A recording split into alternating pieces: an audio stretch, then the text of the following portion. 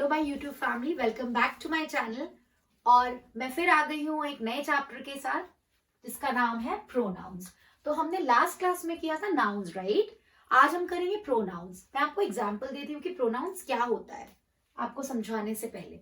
सी, अगर मैं कहूँ Meeta is a good girl, Meeta likes to play with her friends, Meeta likes to meet her friends, Meeta likes to bake a cake, Meeta loves ice cream. तो मैं जब बार बार मीता बोल रही हूं तो क्या आपको अच्छा लग रहा है? नहीं, राइट? तो मैं फर्स्ट टाइम क्या बोलूंगी? मीता। लेकिन बार बार मीता बोलने में तो अच्छा नहीं लग रहा है, तो मीता के बदले मैं यूज करूंगी she. Meeta is a good girl, she likes to play with her friends, she likes to meet her friends, she likes to eat ice cream, she likes to go to the park, she loves her parents. तो मीता मैंने first time use किया और उसके बाद मैं कौन सा word use कर रही हूं? शी। तो ऐसे वर्ड्स, मीता क्या था मैंने आपको पहले ही बताया था कि किसी भी पर्सन का नाम या किसी भी प्लेस या किसी भी जगह का नाम या प्लेस का नाम या किसी बुक्स का नाम, उसको हम क्या बोलते हैं? Nouns, right? तो ऐसे शब्द जो नाउन को रिप्लेस करे, जैसे मीता एक नाउन है, तो ऐसा शब्द यानी कि शी जो कि नाउन को रिप्लेस करता है, उन्हें हम कहते हैं pronouns. So what are pronouns? Pronouns are the words which replaces a noun. Pronoun क्या करता है? Noun को replace करता है। कब replace करता है? पहली बार में हम noun यूज करेंगे और उसके बाद हम pronouns यूज करेंगे। Like, अगर मैं किसी लड़के का बात करूं, यानी कि अगर मैं मेल जेंडर का बात करूं, catch Harry.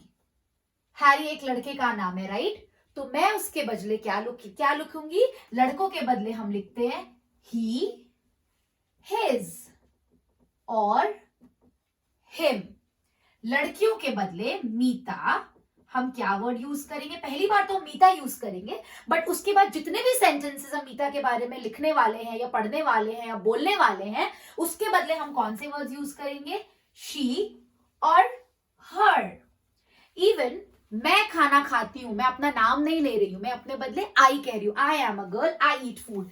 So I, you, my, your, me, ठीक है? और अगर बहुत सारे लोग हैं, they are playing cricket in the field, वे लोग मैदान में खेल रहे हैं, जैसे कि Harry, George, Jim are best friends, they play every day, they eat ice cream, they meet every Sunday.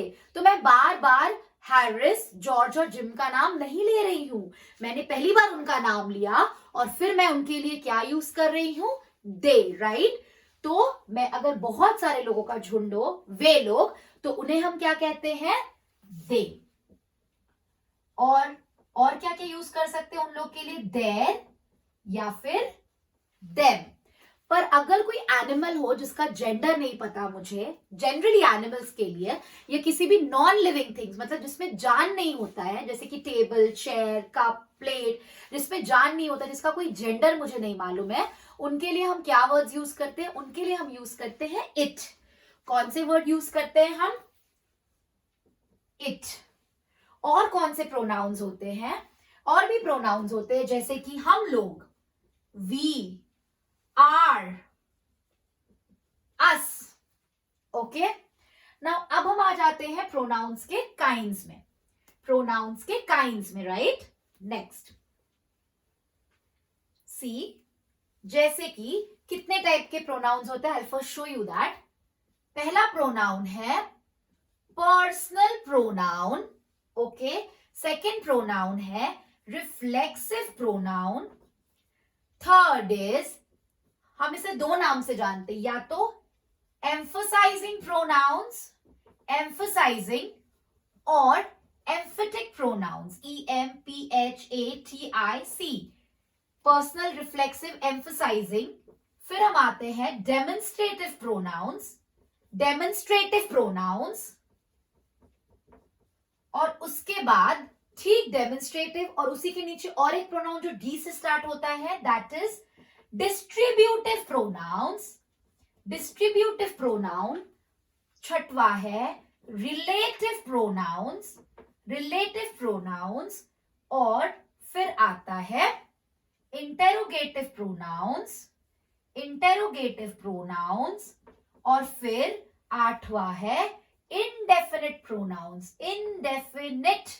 Pronounce. तो प्रोनाउंस के कितने काइंड्स हुए? Pronouns have 8 kinds. What are they? Personal, reflexive, emphasizing or emphatic, demonstrative, distributive, relative, interrogative and indefinite pronouns, right? तो ये personal pronouns होता क्या है? Personal pronoun मतलब आप ऐसे, और एक टाइप ऑफ प्रोनाउन है, sorry, which is possessive pronouns. Now I was talking about, जो मैं फर्स्ट प्रोनाउन के बारे में बात कर रही थी, जिसका नाम है personal pronoun. Personal pronoun actually है क्या? आप बहुत ही इजी वे में पर्सनल प्रोनाउन समझिए. जितने भी प्रोनाउंस हैं, I, me, my, we, our, he, his, her, they, it, जितने भी प्रोनाउंस हैं, all belong to personal pronouns. Everything. I, you, he, she, they, her, it, everything. All the pronouns are personal pronouns. अभी personal pronouns के भी 3 kinds है, right? क्या है? First person, second person and third person. Okay, first person, second person and third person. First person किससे related है? मैं, मुझसे रिलेटेड है. आई, माई, मी. अगर मुझसे रिलेटेड हुआ तो वो सारा हो गया first person. I, me, my, everything is first person. Second person means तुम, you, your, that's second person. You and your. और थर्ड पर्सन मतलब कोई और, जैसे कि वो, ही, शी, दे, इट. बाकी जितना भी बचा वो है third person. He, she, they, it, ये सारे थर्ड पर्सन है. तो पर्सन प्रोनाउन के 3 kinds हुए, first person, second person and third person. First person मतलब सिर्फ मेरे से रिलेटेड, आई, मी, माई. सेकेंड पर्सन मीन्स तुमसे, you, your, and third person means he, she, they, बाकी जितना भी कोई और, कोई third party. So personal pronouns के ये तीनों पार्ट है, ठीक है. सिर्फ पर्सनल प्रोनाउन ही एक ऐसा काइंड है जिसका और 3 kinds है. बाकी काइंड्स ऑफ प्रोनाउंस के और दूसरे कोई काइंड्स नहीं है. Okay, I hope you are understanding. अगर आपके कोई भी क्वेश्चंस और क्वेरीज है तो आप कमेंट बॉक्स में लिख सकते हैं. ओके, नेक्स्ट इज, जहां बच्चे या बड़े बहुत ज्यादा कंफ्यूज होते हैं, बट उसका भी सीखने का एक बहुत ही इजी ट्रिक है. बच्चे कंफ्यूज होते हैं 2 प्रोनाउंस के बीच में, या बड़े भी कंफ्यूज होते हैं, जो मैं एक साथ ही आपको सिखाऊंगी. एक हो गया रिफ्लेक्सिव और ये एक हो गया एम्फसाइजिंग, ठीक है. अब ये है क्या, आपको ज्यादा समझने का जरूरत नहीं है, बहुत ही इजी में समझिए. रिफ्लेक्सिव या एम्फसाइजिंग दोनों प्रोनाउन सेम ही है, लेकिन उसमें अंतर क्या है देखिए. जितना भी सेल्फ वाला प्रोनाउन होता है, self words, myself, yourself, himself, herself, themselves, ourselves, जितने भी सेल्व्स वाले वर्ड होते हैं, सेल्फ वाले वर्ड्स, वो सारे रिफ्लेक्सिव या एम्फसाइजिंग है. ओके बच्चों, so myself, yourself, himself, herself, ourselves. Selves, ourselves में मैंने सेल्व्स क्यों लिखा? क्योंकि आर मीन्स हम लोग, बहुत सारे, इसलिए प्लूरल फॉर्म आएगा सेल्फ का. सेल्व्स, देम सेल्व्स, ये जितने भी सेल्फ वाले वर्ड है वो सारे एम्फसाइजिंग और रिफ्लेक्सिव है. मैं खुद ही अपने आप ये कर लूंगी. I will do it myself. उसने खुद ही खाना बनाया. She has cooked herself. मैंने खुद को चोट पहुंचा ली. I have hurt myself. ठीक है, तो ये हो गया माई सेल्फ, योर सेल्फ. तो रिफ्लेक्सिव या एम्फसाइजिंग जब भी है, इसका मतलब है सेल्फ वर्ड्स. लेकिन हम दोनों के बीच में अंतर कैसे जानेंगे कि कौन सा रिफ्लेक्सिव है और कौन सा एम्फसाइजिंग है? तो सबसे इजी वे यही है, आप एक क्वेश्चन करिए. जब भी आपको कोई सेंटेंस दिया जाएगा, आप एक क्वेश्चन करिए, किसको, किसको. I tell you how. आप ये क्वेश्चन करिए, किसको. जब भी आपको कोई सेंटेंस दिया जाए, आई have hurt myself. सेल्फ। अब आपको पता है कि तो माई सेल्फ है, तो या तो ये रिफ्लेक्सिव होगा या तो ये एम्फसाइजिंग होगा, बट हम समझेंगे कैसे। तो मैं ऐसे क्वेश्चन करूंगी, आई हैव हर्ट किसको, मैंने किसको हर्ट किया, आई हैव हर्ट हुम। कैसे क्वेश्चन करेंगे, किसको, और इंग्लिश में कैसे बोलेंगे, हुम। मैंने किसको हर्ट किया, मैंने अपने आप को हर्ट किया। और आई have hurt whom, I have hurt myself. तो मुझे आंसर मिल गया हुम का। जब हमें किसी सेंटेंस में हुम का आंसर मिल जाता है तो वो प्रोनाउन हो जाता है रिफ्लेक्सिव प्रोनाउन। बट अगर किसी सेंटेंस में हमें किसको या बाय हुम का क्वेश्चन छोड़ के किसी और क्वेश्चन का आंसर मिलता है तो उसे हम कहेंगे एम्फसाइजिंग। अगर आपको कंफ्यूजन है मैं फिर से समझाती हूं, देखिए, she herself has done this work, इसका मतलब है उसने अपने आप ही ये काम किया। तो इसमें हम क्वेश्चन पूछते हैं, शी, उसने किसको काम किया, कोई मतलब ही नहीं बनता इस क्वेश्चन का, right. She whom has done this work, अच्छा नहीं लग रहा, राइट। ये क्वेश्चन बन ही नहीं रहा, फ्रेम ही नहीं हो रहा, या किसी और क्वेश्चन का आंसर मिल रहा है, राइट। इसमें क्या क्वेश्चन बन रहा है, उसने कैसे काम किया, तो हमें कैसे से तो कोई मतलब ही नहीं है। अगर किसको या whom का आंसर मिल रहा है तभी हम उसे रिफ्लेक्सिव कहेंगे। अगर किसी और क्वेश्चन का आंसर मिल रहा है या अजीब लग रहा है सेंटेंस तो हम चुपचाप से वहां पे लिख देंगे एम्फसाइजिंग, एम्फसाइजिंग। चलिए हम कुछ और सेंटेंसेस लेते हैं रिफ्लेक्सिव और एम्फसाइजिंग के कंफ्यूजन को दूर करने के लिए। आप बार बार बस यही याद रखिए कि रिफ्लेक्सिव का मतलब होता है किसको, किसको का अगर आंसर मिल गया या whom का आंसर तो वो रिफ्लेक्सिव है। बट अगर किसी और क्वेश्चन का आंसर मिल रहा है या वो सेंटेंस बहुत ही ज्यादा वियर्ड साउंड कर रहा है जब हम किसको क्वेश्चन कर रहे हैं, so that sentence is emphasising pronoun. I tell you what, देखिए, अगर मैं कहूं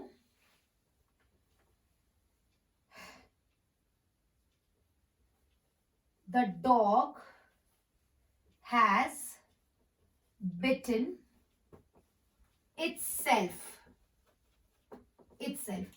कुत्ते ने अपने आप को काटा। तो मैं क्या क्वेश्चन करूंगी, कुत्ते ने किसे काटा, या फिर the dog has bitten whom।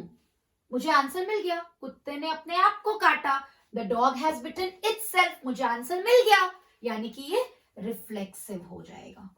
मुझे जैसे ही whom का आंसर मिला वो रिफ्लेक्सिव हो गया। अब देखिए, he himself has bought the new house, उसने खुद से ही वो नया घर खरीदा। उसने किसको नया घर खरीदा, नहीं, he whom has bought this house, कुछ मतलब ही नहीं बन रहा है। उसने कैसे ये घर खरीदा, उसने अपने आप ये घर खरीदा, तो whom का आंसर नहीं मिल रहा है, इसीलिए ये हो जाएगा एम्फसाइजिंग। ठीक है, आई होप आपका कंफ्यूजन क्लियर होगा। अगर whom का आंसर, आप ये क्वेश्चन करेंगे whom, अगर whom का आंसर मिल गया तो इट्स रिफ्लेक्सिव, अगर whom का आंसर नहीं मिल रहा है सो इट्स एम्फसाइजिंग, अगर किसी और क्वेश्चन का आंसर मिल रहा है। So we are done with reflexive and emphasizing. All the self words are reflexive and emphasizing. I hope you understand, बच्चों. Next is demonstrative. Demonstrative pronouns.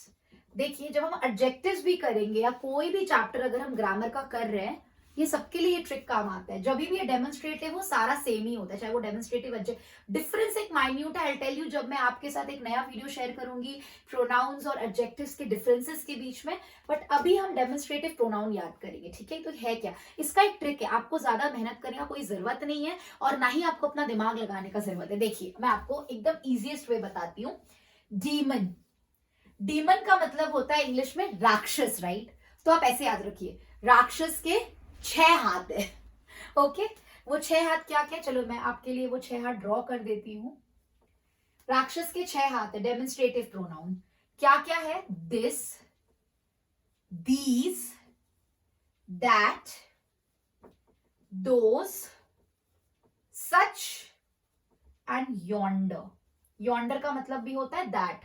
ये पुराने इंग्लिश में हम दैट के बदले यॉन्डर यूज करते थे। दिस, दीज, दैट, दो, सच, यॉन्डर। आप ऐसे याद रखिए, राक्षस हमेशा सच बोलता है इसलिए सच, not that such. This is my house, यह मेरा घर है। These are the new balls, ये सारे नए बॉल्स है। That, that is a tree, वह एक पेड़ है। दोज आर ट्रीज, वे एक पेड़ है, सच एंड यॉन्डर। ये 6 डेमोन्स्ट्रेटिव के काइंड्स। अगर आप जब भी डेमोन्स्ट्रेटिव भूल जाए, आप कैसे याद रखेंगे? डीमन वर्ड आता है, तो डीमन का मतलब होता है राक्षस। राक्षस के 6 हाथ है, यानी कि डेमोन्स्ट्रेटिव में सिर्फ 6 वर्ड्स आते हैं। वो कौन कौन से? This, these, that, those, such and yonder. This is the easiest way to do demonstrative pronouns and identify demonstrative pronouns. I hope this helps you. Okay, क्योंकि मेरा वीडियो बनाने का यही एक मकसद है कि बिना कोई परेशानी के आप किसी भी टाइप ऑफ प्रोनाउंस को आइडेंटिफाई कर सके। Next pronoun is relative pronouns. अब देखिए, हमारे घर में जो रिलेटिव्स आते हैं वो क्या करते हैं? हमारे रिश्तेदार हम लोगों के साथ उनका जुड़ाव रहता है, राइट? हम लोग को वो जोड़ते हैं, राइट? सेम रिलेटिव प्रोनाउंस भी वही है। ऐसे WH वर्ड्स, W या फिर H वर्ड्स जो 2 सेंटेंसेस को जोड़ते हैं। कैसे याद रखेंगे? हमारे घर में रिलेटिव्स आते हैं तो हमारा उनके साथ जुड़ाव रहता है। ठीक उसी तरह ऐसे W या H वर्ड्स जो 2 सेंटेंसेस को जोड़ते हैं। जैसे कि कौन से ऐसे वर्ड्स हैं जो W और H से स्टार्ट होते हैं? Who, whom, whose, how, which। ये सब रिलेटिव प्रोनाउंस है जो 2 सेंटेंसेस को जोड़ते हैं। ये बीच में आते हैं। देखिए, this is the pen which was given by my father. ये वही पेन है जो मेरे पापा ने मुझे दिया था, तो विच। दिस इज द पेन एक सेंटेंस हो गया। It was given by my father, तो उसको कौन जोड़ रहा है? विच। ऐसे WH वर्ड्स जो 2 सेंटेंसेस के बीच में आते हैं और उन्हें जोड़ते हैं, उन्हें कहते हैं रिलेटिव प्रोनाउन। और भी सेंटेंसेस करते हैं हम, जैसे कि this is the man whom I met yesterday। तो ये वही इंसान है जिससे मैं कल मिली थी। This is the man whom I met yesterday, whom, right? बीच में आ गया, so it's relative, all the WH words. I hope now this seems easier for you. Next pronoun is very easy. That's why I tell you, when I teach with tricks and hacks. Possessive pronouns. अभी इसमें भी क्या trick है, आपको कुछ tension लेने का जरूरत नहीं। देखिए, possessive में क्या है? S है, राइट? S है। तो ऐसे प्रोनाउंस जिसके एंड में S होते हैं, लाइक दिस, और वो एंड में आते हैं। ऐसे प्रोनाउन जैसे पोजेसिव में S है तो उसमें भी लास्ट में S होगा और वो एंड में आएगा। एंड में आए, ज्यादातर एंड में आता है, स्टार्टिंग में भी आ सकता है। दिस बुक इज हर्स, ये उसका बुक है। देखिए, हर्स में S आया ना, इसलिए पोजेसिव है। हर नहीं है, अगर हर होता तो वो पर्सनल हो जाता, right? This book is hers. That car is his, S है लास्ट में, his. These plants are ours, ये हमारे प्लांट है, ours।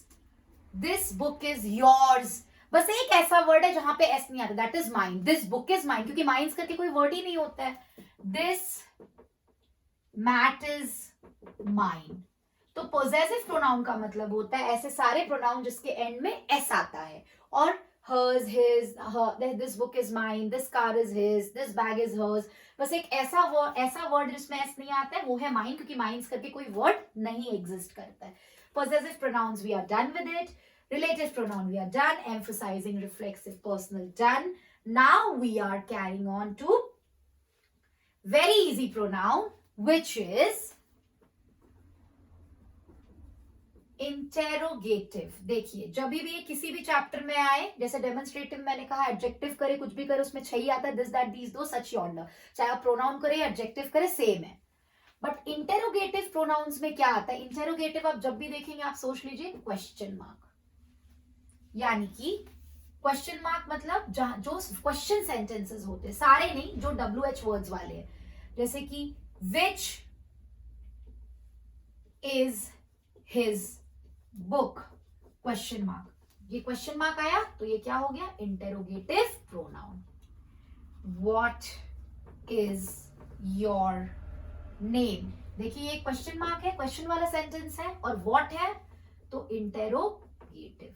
अब हर क्वेश्चन वाले वर्ड इंटेरोगेटिव नहीं होते, बस विच, व्हाट, व्हाई, WH वाले वर्ड्स जो हम WH से क्वेश्चंस फ्रेम करते हैं, हाउ, ये सब तुम आपके इंटेरोगेटिव प्रोनाउंस है। अगर मैं कहती हूं इज योर फादर फाइन, तो आप कहेंगे मैम ये भी तो एक क्वेश्चन ही है, क्या ये इंटेरोगेटिव प्रोनाउन है? जी नहीं, क्योंकि यहाँ पे WH वर्ड से क्वेश्चन नहीं बन रहा है, इसलिए इंटेरोगेटिव प्रोनाउन नहीं है। ऐसे सेंटेंसेस जो क्वेश्चन होते हैं लेकिन क्वेश्चन किससे फ्रेम होंगे? WH वर्ड से, like how, why, where, what. So ये सारे इंटेरोगेटिव प्रोनाउंस है। Okay, and the next part is distributive pronouns. Distributive, इसमें क्या होता है, जब हम किसी पर्टिकुलर चीज के बारे में, एक ग्रुप है लेकिन ग्रुप में एक पर्टिकुलर चीज के बारे में बात कर रहे हैं, अलग से बात कर रहे हैं, उसे कहते हैं डिस्ट्रीब्यूटिव। इसमें कैसे वर्ड आते हैं? आइदर, नाइदर, ऐसे वर्ड्स आते हैं इसमें। जब हम एक पर्टिकुलर ग्रुप है और उसमें हम एक पर्टिकुलर चीज के बारे में, पर्टिकुलर इंसान के बारे में बात करें, जैसे neither of them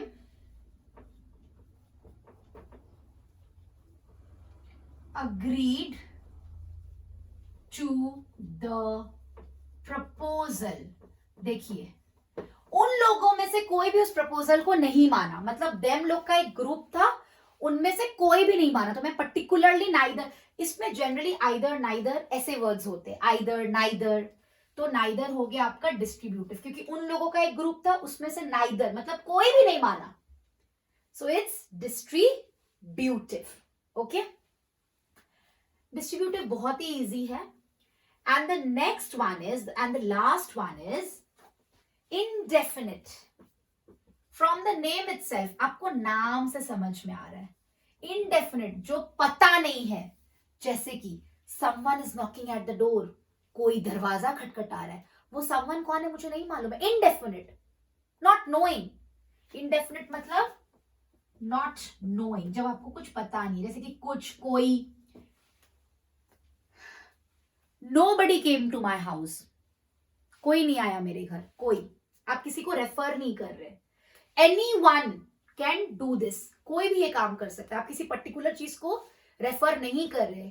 तो जब आप किसी पर्टिकुलर चीज को रेफर नहीं करते हैं, कोई, कुछ, कोई आ रहा है, एनीवन, समवन, एनीवन, एनीबडी,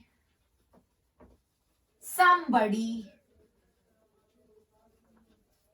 तो ये सारे वर्ड्स आ जाते हैं इनडेफिनिट, जब हम किसी पर्टिकुलर चीज को रेफर नहीं करते हैं। जैसे someone is knocking at the door, कोई दरवाजा, पता नहीं कौन है, मैं पर्टिकुलर किसी के बारे में बात नहीं कर रही हूँ, कोई भी हो सकता है। सो ये हो गया इनडेफिनिट। सो आई होप बच्चों आपको ये वीडियो जरूर पसंद आया होगा।